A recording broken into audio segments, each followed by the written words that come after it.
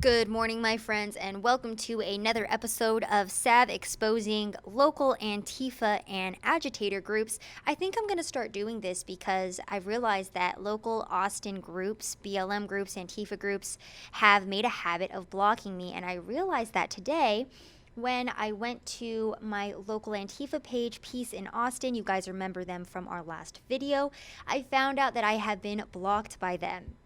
So I wanted to still be able to see some of the events that they were going to be putting on. So by alternative means, I went ahead and looked on their page and I started doing a little more research into my local Antifa groups. And what I found was very interesting. I stumbled upon a new page, guys, today called Austin Autonomedia. So I'm obviously using alternative means to see this page, and I went back to my original Twitter account and I was like, why can't I see them myself? Typed in their username, and as you guys can see here, they already blocked me. Why is that? What are they trying to hide? Let's find out. The first thing I want us to all notice on this page is their profile picture. It says Keep Austin Criminal, and in their bio it says Keeping Austin Criminal, DM to link up and agitate. And who are they followed by? Peace in Austin, that same group who last week we found out was trying to make riot shields, caltrops for popping people's tires, amongst various other items. So if we scroll through this page a little bit more, we can now see another one of my favorite posts by them. And what is this? A thread of strategic proposals for Back the Blue rallies. Now, he gives, or whoever runs this page, gives 5 proposals for how to handle Back the Blue rallies or anyone who's trying to back the blue. And while I was reading through this, it was very similar to what I experienced when I went up and peacefully held a Please Lives Matter sign. So let's go ahead and read some of this. Point number 1. Apparently, all Back the Blue rallies consist of and are attended by neo-fascists and Nazis, according to this page. Not surprising there. Of course, we know that anyone who opposes them is automatically a Nazi. They must be understood as extensions of the police, not as rallies of extra-state fascist actors.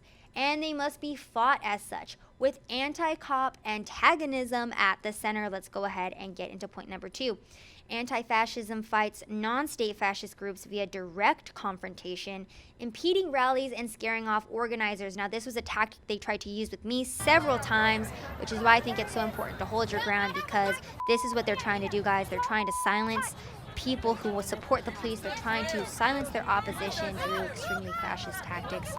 They go on to say that this politics is lacking when confronting the state itself and thus is insufficient to effectively respond to these rallies. Let's get into point 3. The police are not an enemy to be attacked, but an obstacle to be overcome. The most effective revolt outmaneuvers the police and attacks the society, property, and power rather than engaging a head-on clash of militarized force. I want to focus on this right here, property. We've seen Antifa and BLM groups destroy so many small businesses here in Austin, specifically black-owned businesses as well. Number 4, in direct confrontations with Back the Blue, we've seen cop-fash collaboration in beating and mass arresting protesters, including in ATX.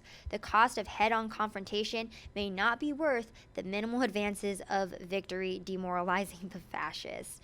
And point number 5, if we take the above points to be true, then perhaps the strategic response is to attack somewhere else in the city, launch attacks on property and state infrastructure at dispersed points in the city. So guys, I'm here guessing that they're talking about taking their movements to neighborhoods, to areas where children live at. Okay, we've seen this already in Portland, in various other liberal cities. BLM and Antifa are now taking their demonstrations, their riots to your local neighborhoods.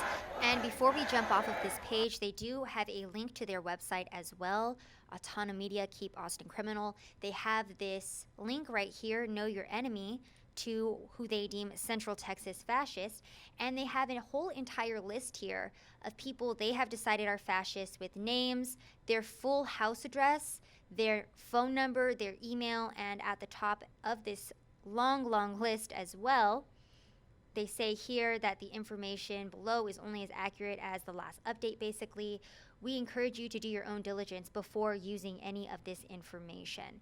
So another example of how these people are not peaceful and how they're trying to dox people and attack them in their homes. So that's all I have for you guys today on this episode of Let's Expose Antifa in Austin.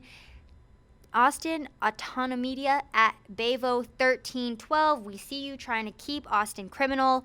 You cannot hide from me. Your girl Sav says, thank you for the content, and I hope the police are keeping a watchful eye on you.